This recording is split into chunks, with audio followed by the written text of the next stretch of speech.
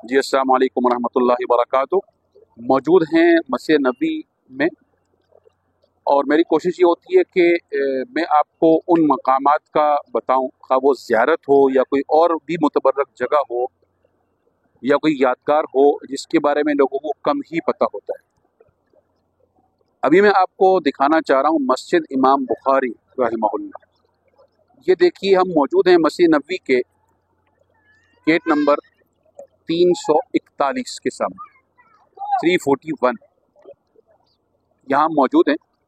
तो ये मैंने इसलिए बता दिया कि लोग फिर एड्रेस पूछते हैं और जगह पूछते हैं।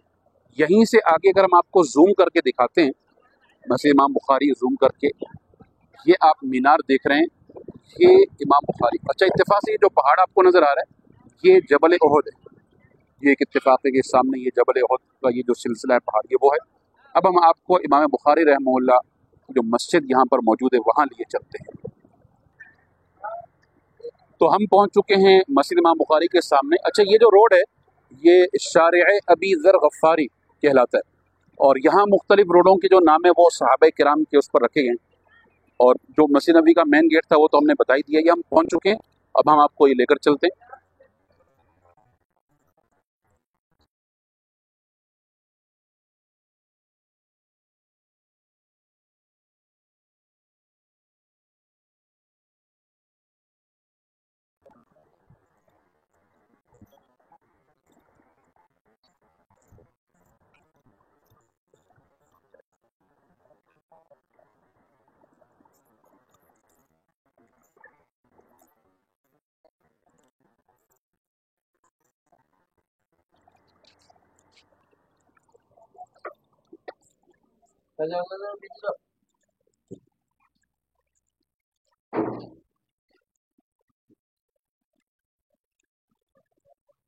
माशाअल्लाह, ये है मस्जिद इमाम बुखारी का अंदरूनी हिस्सा। माशाअल्लाह,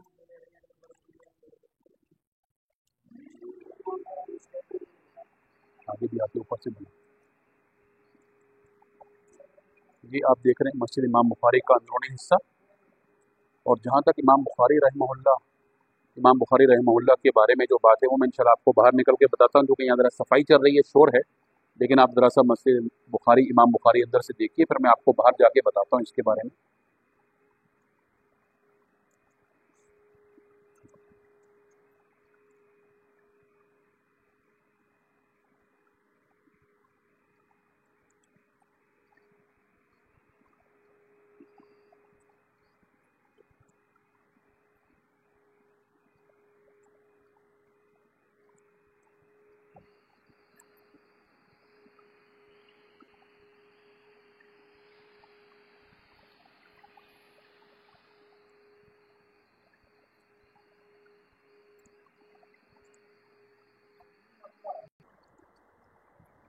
तो मस्जिद नबी के जो गेट हैं बाहर बड़ी ग्रिल वाले, वो यहाँ आप देख रहे हैं कि ये गेट सामने आपको नज़र आ रहा है।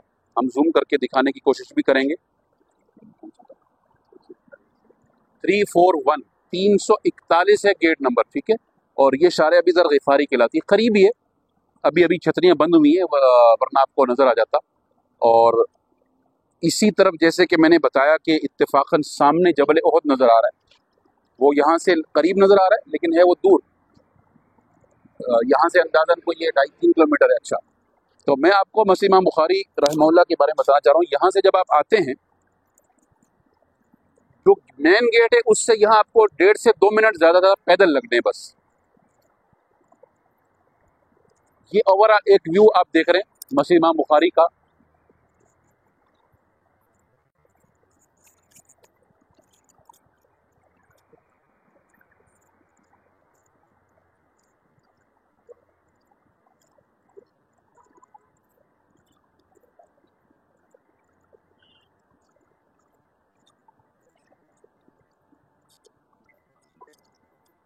ये देखिएगा कि ये मेन एंट्रेंस आ गया मस्जिद इमाम बुखारी का। और अभी चूँकि मस्जिद अंदर इसलिए बंद है कि सफाई हो रही है, इसलिए मैंने कहा था कि मैं आपको इस मस्जिद इमाम बुखारी और ख़ुद इमाम बुखारी रहमहुल्लाह के बारे में बाहर आके बताता हूँ। ये अगर आप देखें, लिखा हुआ मस्जिद इमाम बुखारी, और ये इस शक्ल में 1377 हिजरी में बनाई गई। باقاعدہ جو اس کی تعمیر نو کہہ لیجیے۔ اب میں آپ کو مختصراً بتاتا ہوں اس مسجد کے بارے میں بھی اور خود امام بخاری رحمہ اللہ کے بارے میں بھی۔ آپ جانتے ہیں کہ بخاری شریف اصح الکتب بعد کتاب اللہ اس کو کہا جاتا ہے، یعنی قرآن شریف کے بعد صحیح ترین مستند کتاب وہ ہے بخاری شریف۔ امام بخاری رحمہ اللہ کے جہاں تک حالات زندگی ہیں وہ تو میں آپ کی دلچسپی کے لیے چھوڑ رہا ہوں کہ آپ خود اس کا مطالعہ بھی کیجیے گا، لیکن امام بخاری رحمہ اللہ کی کئی خصوصیات ہیں۔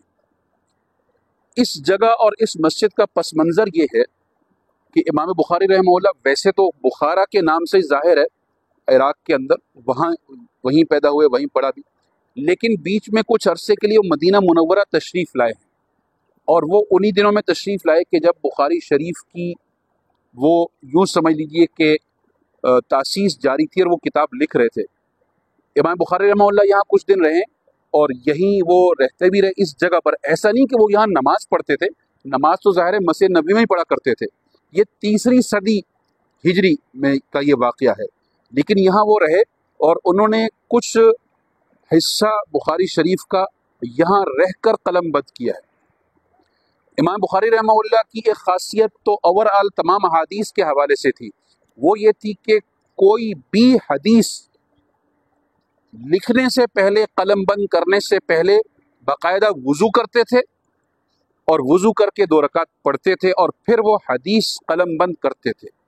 آپ کی خاصیت تو یہ بھی تھی، اور پھر اگر ان کو پتہ چلتا تھا، یہ اصطلاح میں علو سند کہلاتے ہیں۔ علو سند کا مطلب یہ ہے کہ کوئی حدیث انہوں نے 5 یا 6 واسطوں سے سنی ہے نبی کریم صلی اللہ علیہ وسلم سے، اگر آپ کو پتہ چلتا تھا کہ یہ کم واسطوں سے بھی کہیں دستیاب ہے تو طویل سفر بھی آپ کیا کرتے تھے۔ یہاں کے بارے میں ایک بات مشہور ہے کہ جتنا عرصہ آپ یہاں رہے ہیں تو ہر رات نبی کریم صلی اللہ علیہ وسلم کی زیارت خواب میں ہوا کرتی تھی، اس لیے کہ آپ اسپیشل محبت میں تشریف لائے تھے اور یہاں رہ کر انہوں نے بخاری شریف کا کچھ حصہ قلم بند کیا ہے۔ تو ان کی یادگار کے طور پر یہ یہاں پر امام بخاری مسجد بنائی گئی ہے، اور شاید آپ کو معلوم ہو یا نہ ہو کہ یہاں باقاعدہ 5 وقتہ نماز جماعت کے ساتھ ہوتی ہے۔ اگرچہ مسجد نبوی قریب ہے، جو آس پاس ہوٹل کے لوگ ہیں تو وہ یہاں پڑھ بھی لیتے ہیں۔ اب یہ الگ بات ہے کہ جو فضیلت خود مسجد نبوی کے اندر پڑھنے کی بہرحال وہ تو یہاں کی نہیں ہے، لیکن امام بخاری رحمہ اللہ کی خدمات کے اعتراف میں باقاعدہ یہ یہاں مسجد بنائی گئی ہے۔ تو آپ زائرین کو چاہیے کہ جب آپ آئیں تو اپنا وقت نکال کر، جیسے میں نے کہا کہ 1.5 سے 2 منٹ لگیں گے اور آنے جانے میں 4 منٹ، تو یہاں آ کر اگر مساجد جو مسجد نبوی ہے وہیں نماز پڑھیں آپ، میں یہ تو نہیں کہوں گا کہ یہاں فرض نماز پڑھیں، لیکن یہ کہ نماز سے پہلے یا نماز کے بعد آپ یہاں کے وزٹ کریں گے، آپ کو مسجد بھی انشاءاللہ کھلی ملے گی۔